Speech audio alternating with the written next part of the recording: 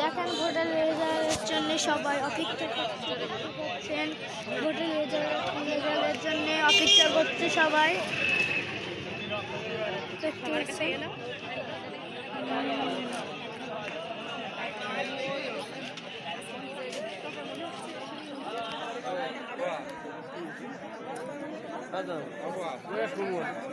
কি পড়তেছেন?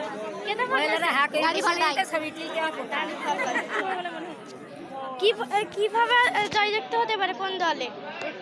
কোন দলে হবে? বলেন মিডিয়া দেবে বলো।